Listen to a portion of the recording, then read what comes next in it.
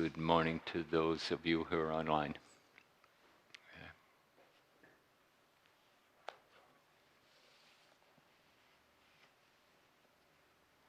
A few hours ago, for those of you who are just joining us for the Dharma talk, a few hours ago, those of us who've been sitting for the last 7 days, or 6.5, we had a ceremony in here to celebrate Shakyamuni Buddha's awakening. And if you're wondering what a Zen celebration looks like, we walk around chanting. I know not everybody's idea of what having a good time is. But that's what we do. And we also threw flower petals up in the air at each other. It was a blast.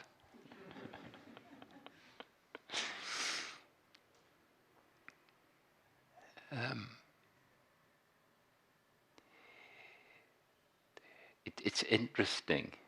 Personally, I find it fascinating, the stories, the tales that grow up around the significant person in all sorts of fields, but in this manner, in this case, Buddhism.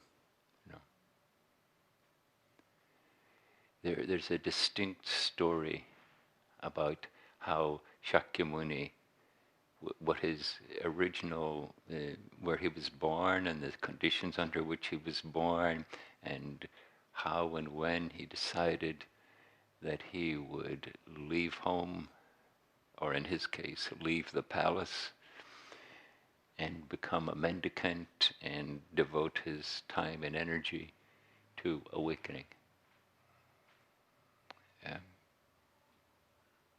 And there's a particular point in that I'd like to bring up. And here's the particular point.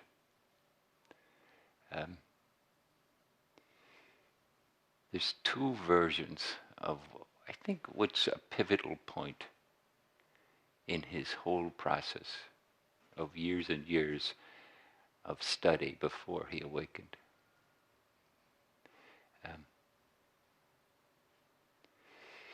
He had the strong conviction that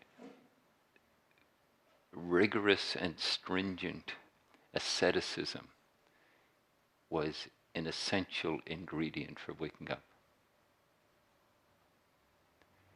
And the story goes that he pushed himself so much in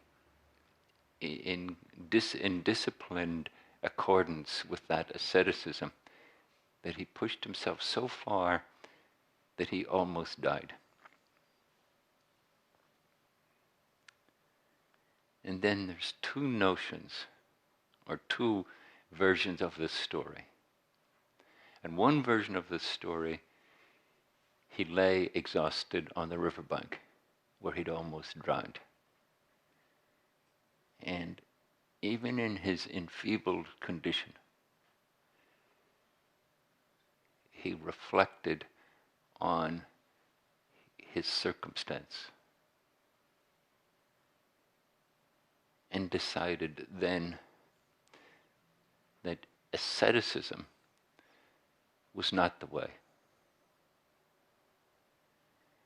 And so he ate something, he restored his energy, and with that restoration of his energy, he was able to sit in a deep state of meditation absorption.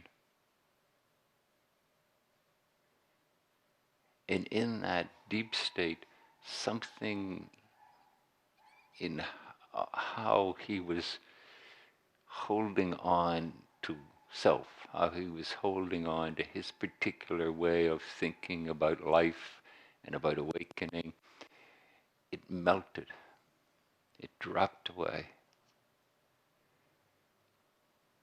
And as the morning star rose, he completed dropping away everything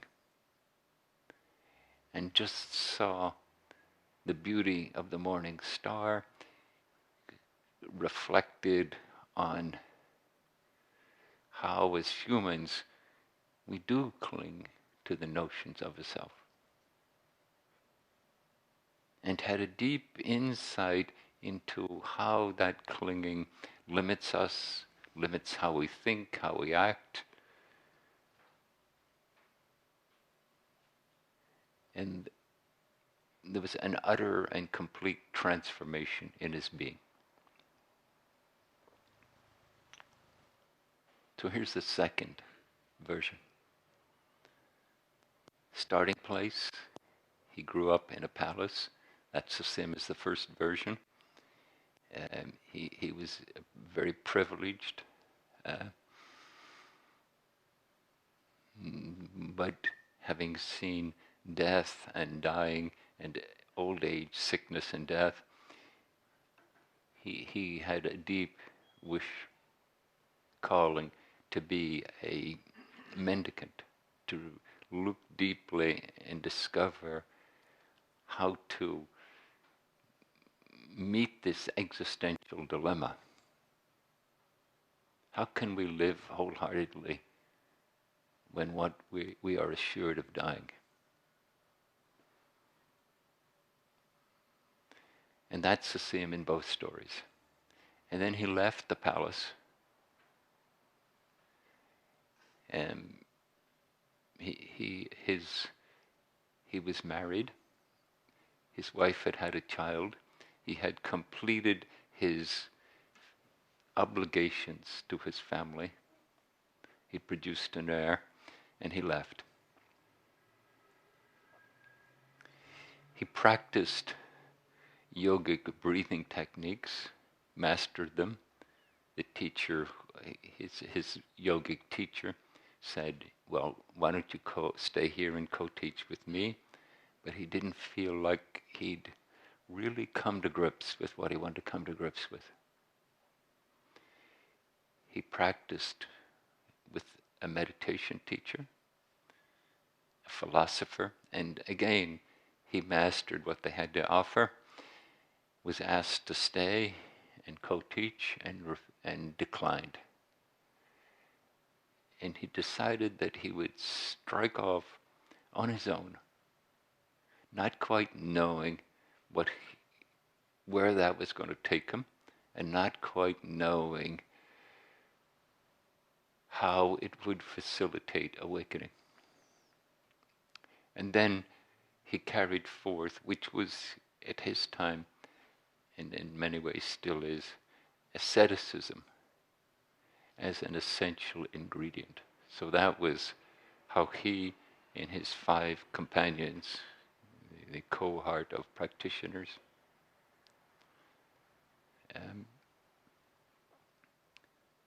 and so he pushed himself to this place of being so weak he almost died. So both stories have that. And then in the second version of the story, it goes like this.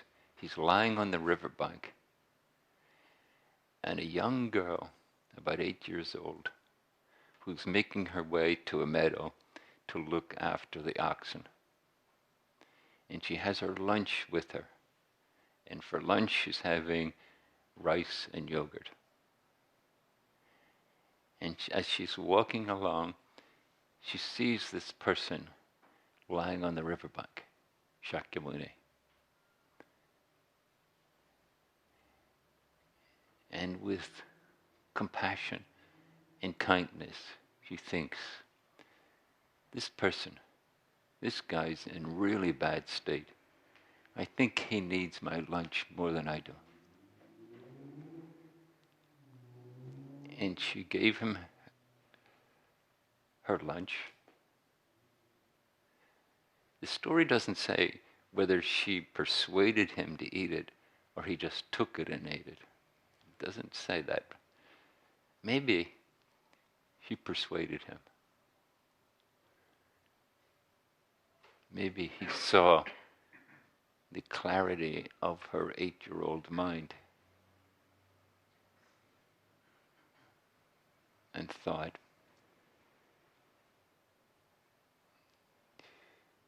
why should I assume that that my path of awakening is private? Why should I assume that I don't need any help?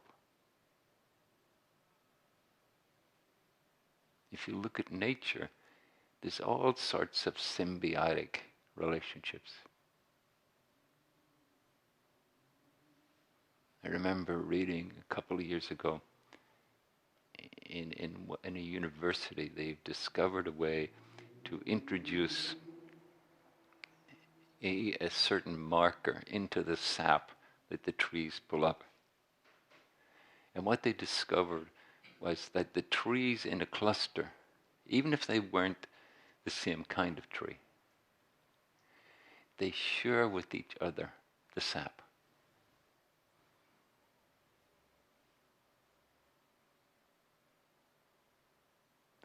And he ate the rice and yogurt.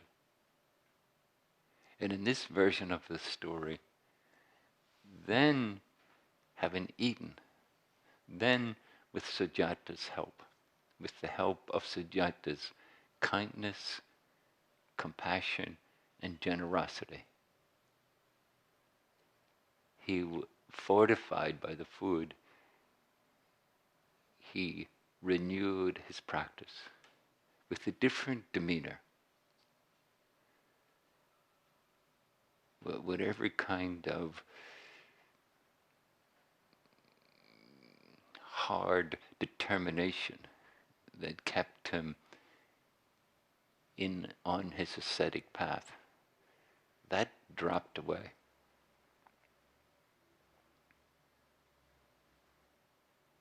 And having dropped that, he found that the yogic concentrations that he learned were more potent. And so he sat all night and went into an extraordinarily deep state of being. And in that state of being,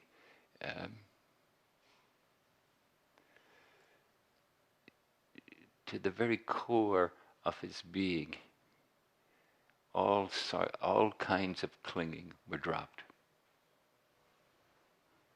And it was like there was a kind of renewal. And that renewal, and here's where the stories agree, that renewal was sparked by the morning star.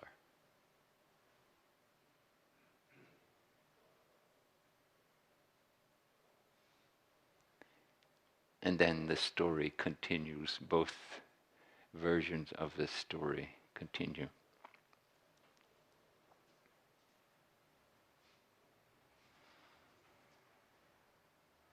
So in general, maybe the moral of the story is, be careful before you think you know everything about awakening and how to get there, how to be it. Be careful when you think, I can do this all by myself. I don't need anyone's help.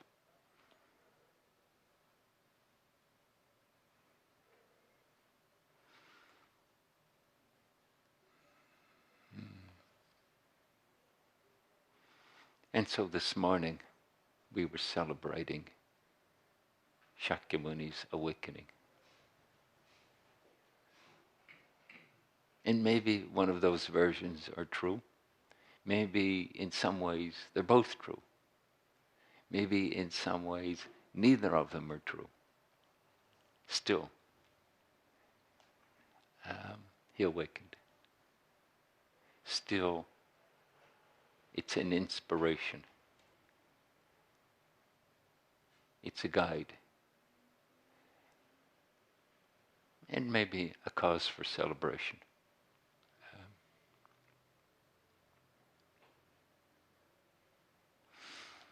And then the theme of the sesshin and the intensive weeks of dedication to practice that preceded it, the theme of that has been a fascicle by the founder of this style of Zen, this style of awakening, Dōgen Zenji.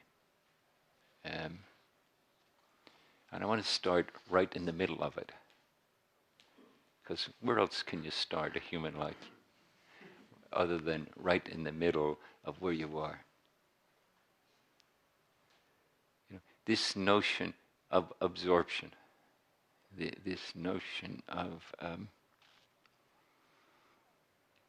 you're always right in the middle. Dōgen says, when you find yourself where you are, some intuitive process starts to illuminate your life and reveal the path of awakening.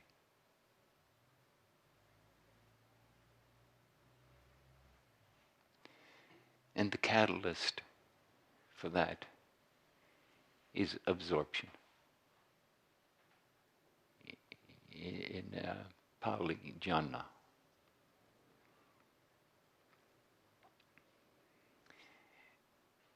In the early Buddhist text, jhana was related to as a meditative practice.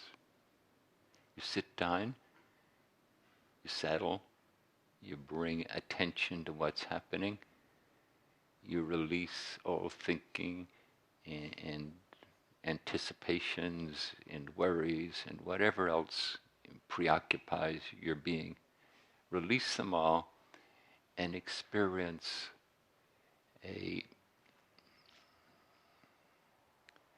state of consciousness that goes beyond what's usually happening for us in terms of our preoccupations.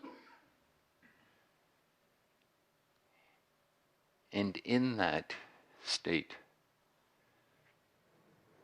with Dōgen called dropping off body and mind, although he didn't initiate the term, but he did use it. In that state of dropping off body and mind, there's a renewal of being.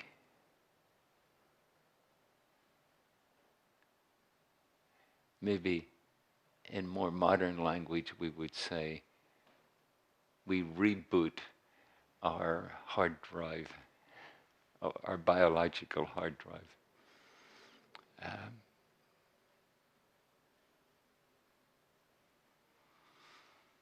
And in that state where the filter of our preconceived ideas falls away and we see clearly the human condition, we see clearly the condition of existence. And in particular, we see clearly the human.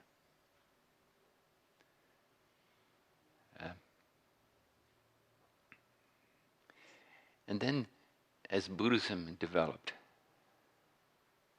a different notion of absorption developed. And in this notion of absorption, every moment, every kind of moment, every kind of thought, every kind of emotion, every kind of interaction offers itself for absorption. And this is the path of the Zen school. The word Zen comes from the very same word for absorption in Pali. Jhana, Chan, Zen.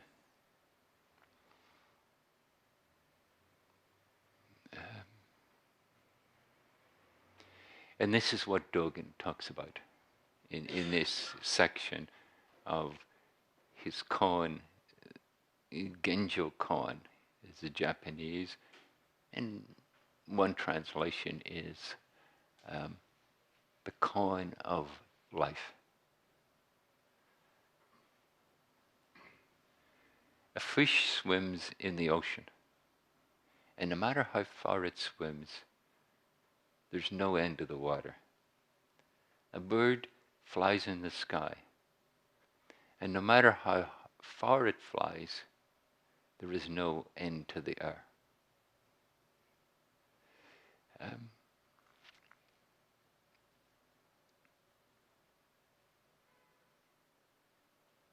All forms of life, including human, co-create their existence.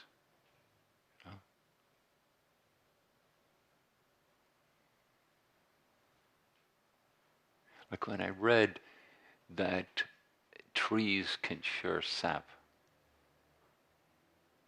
and they can also, as their leaves touch, they can transfer a liquid which seems to have particular chemical makeup. And of course, we have no idea. Are they sending each other specific messages?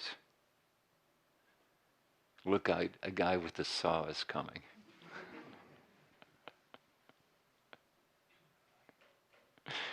Or are they just sending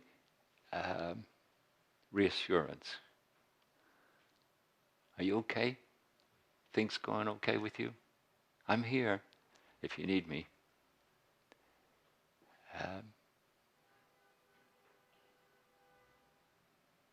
So when Dōgen mentions fish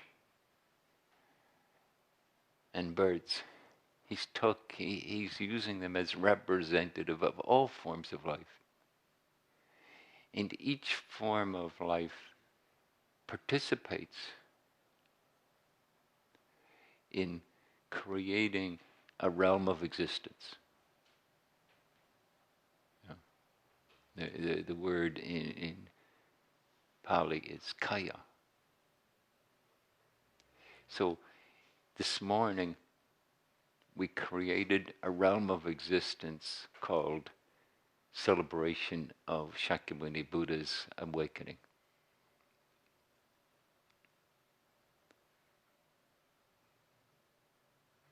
And then we absorbed into that realm of existence.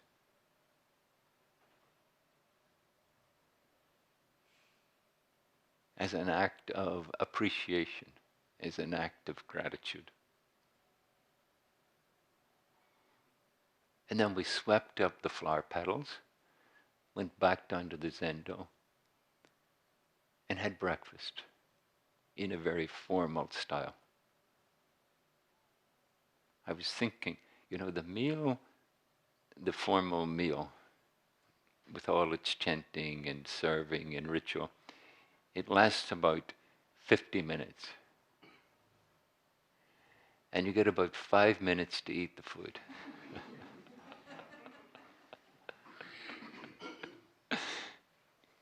It is true, after the 5 minutes you were offered seconds. But I thought 50 minutes of chanting for 5 minutes of eating. Yeah.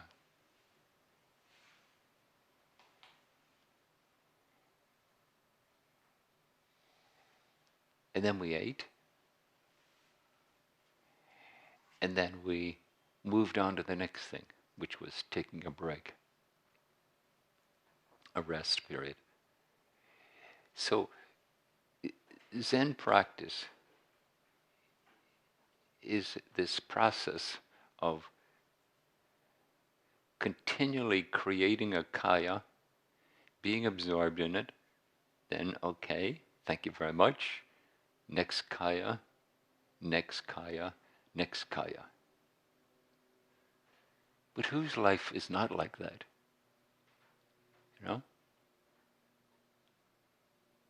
Before you came to sit in this Buddha hall, you were in some realm of existence, with all its own particulars. And then after you leave this Buddha hall, you'll go into another kaya. Maybe you'll go to a coffee shop for a coffee.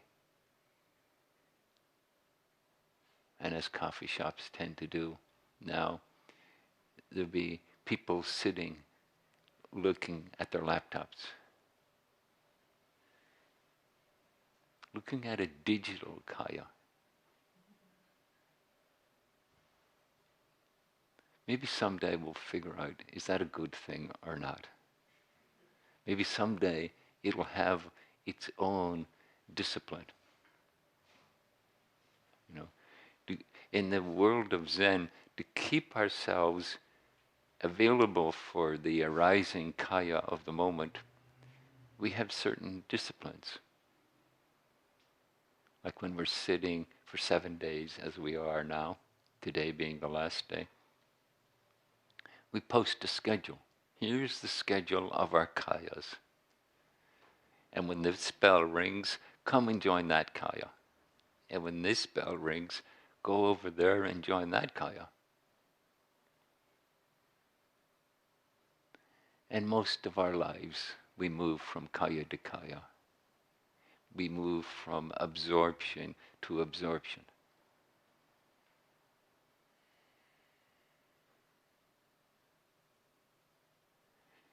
And maybe we think, like Shakyamuni, before Sujata helped him out. I'm exposing my bias. I prefer that version.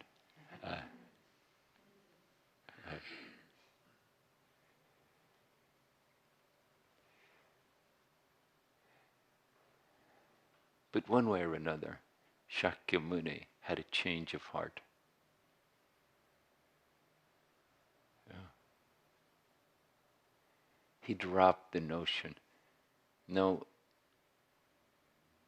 what I decide needs to happen is the most important thing. You see, being absorbed in a kaya, you have to let go of the notion that what you think reality is the most important thing.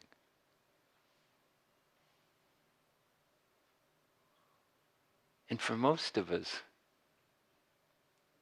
that's quite a challenge. You know? And the fascinating thing about it is, when we drop it, something marvelous happens. And yet, that doesn't deter us from picking up, renewing that I say what reality is. We're habituated on it. And when we try to dictate what reality is, we're actually creating a new kind of kaya.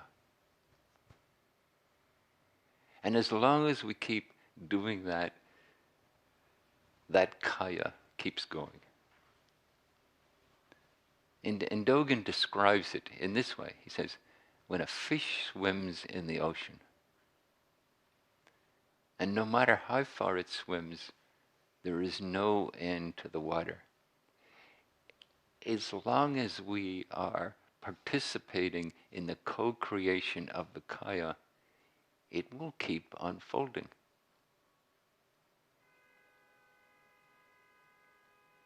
And then in some moment, our capacity, mostly because of our impermanent human bodies, our capacity to create the kaya will fall away, and who knows?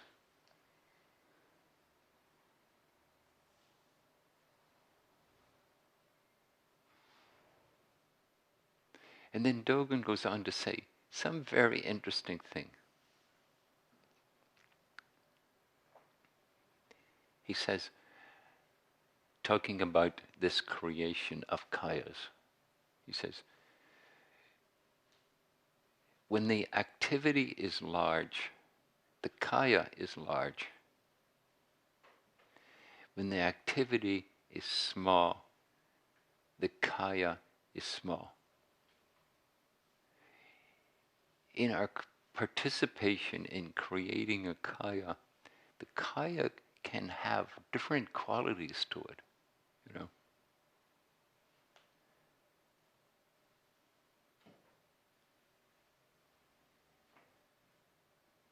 When we were chanting and circumambulating in this space this morning,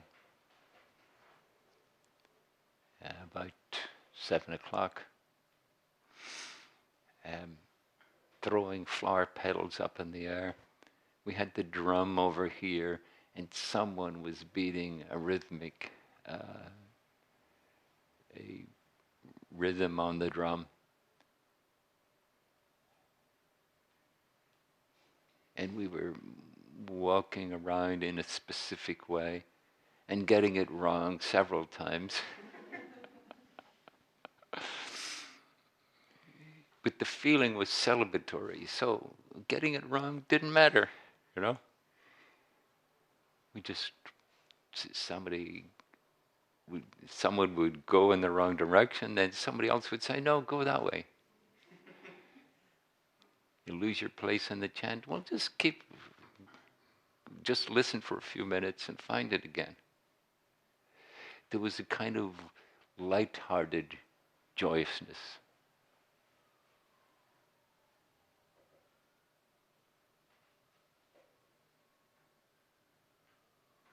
We didn't say to each other, don't ever make a mistake. That's terrible, terrible, terrible. If you go the wrong way,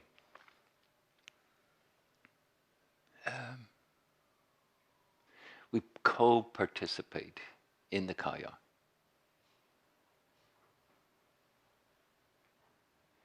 And when it becomes expansive and generous and kind and compassionate and thoughtful,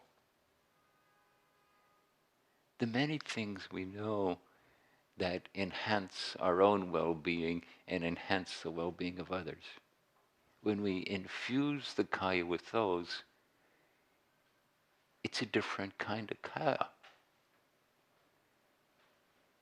And Dōgen says, when the activity is large, when the activity is kind, when the activity is compassionate, when the activity is thoughtful, when the activity is mutually supportive.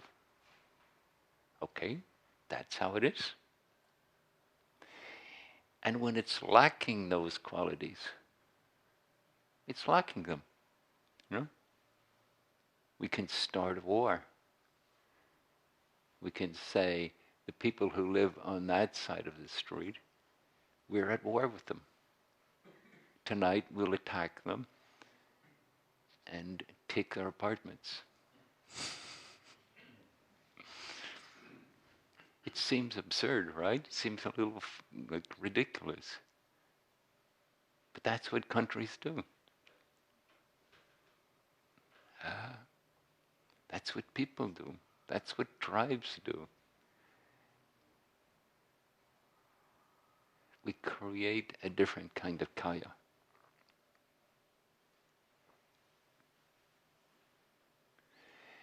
And Dōgen, then he adds,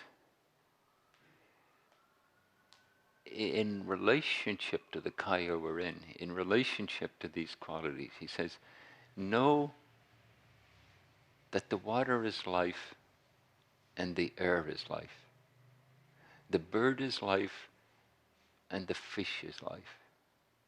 You know? This is not a theory. This is actually what all forms of life are engaging in, including humans.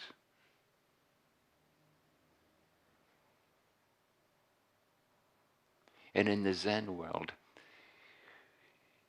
we try to conjure up within ourselves a sense of inclusion, a sense of taking the well-being of all forms of life into consideration.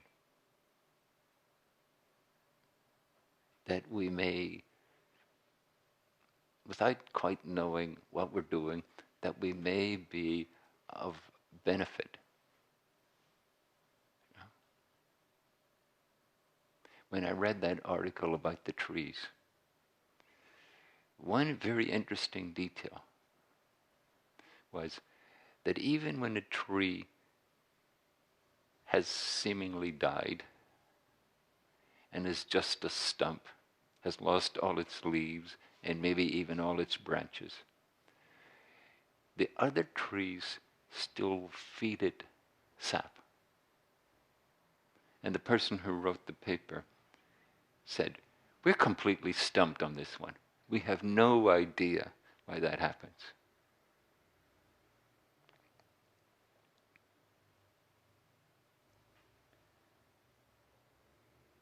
And maybe that's wonderful. Maybe it's wonderful that when we look at the kayas we're creating, that there is an appreciation that this has a complexity that we have no idea exactly. And then, of course, being humans, we make up some ideas. The new telescope that's looking far into space, apparently it has revealed certain details that contradict astrophysicists' notion of how the world, how the whole cosmos came into being. And now we need a new story.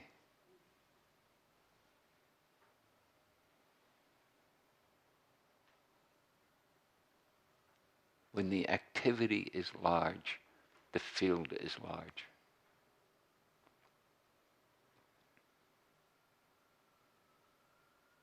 And the founder of this temple, Shunryu Suzuki Roshi, he added that this quality of not containing ourselves within what we know, this willingness to be open to possibilities, he said, this is beginner's mind.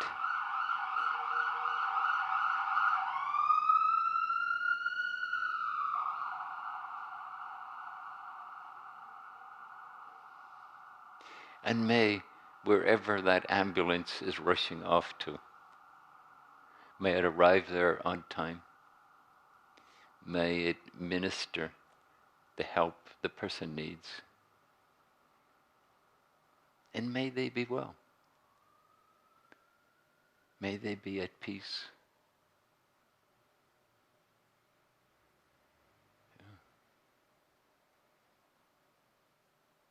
We can do this with our minds, with our heart, with our imaginations, and with our caring. This is within our capacity.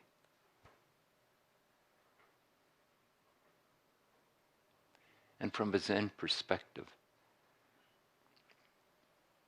every aspect of life offers a demonstration of what is, and offers a teaching of how to be absorbed in it.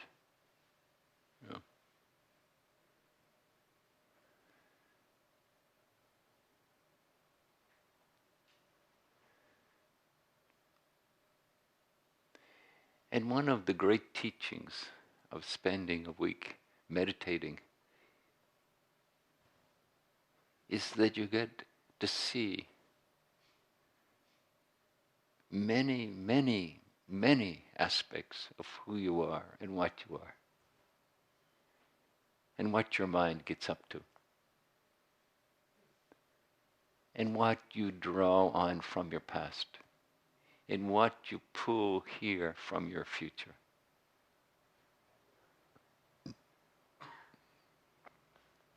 let me just, I've run out of time, but let me just say,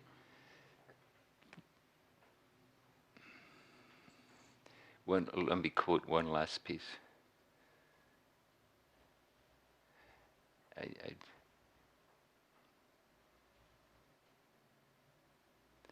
He says, when we act like this is all life, this is all possibility for absorption, this is all possibility for learning the process of awakening. It says, acting on this state, none fails to realize the limitations of every moment. And none fails to somersault freely at every place. To somersault freely at every place. You know, it's a Zen term saying that when you don't create limitations, there's a lot of possibilities. It's like tossing a somersault, you know.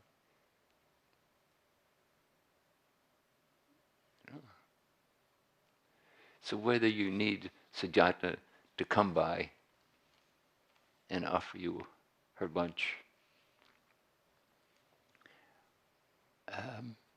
or whether you need to pause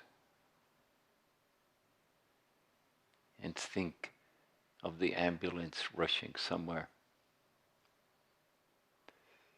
or look and get in touch with the ways in which you suffer.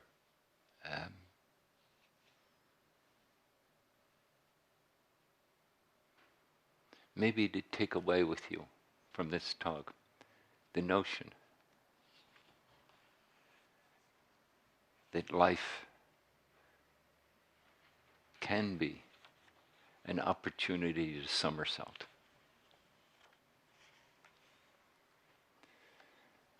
And one last poem from Pablo Neruda. It's called It Is Born.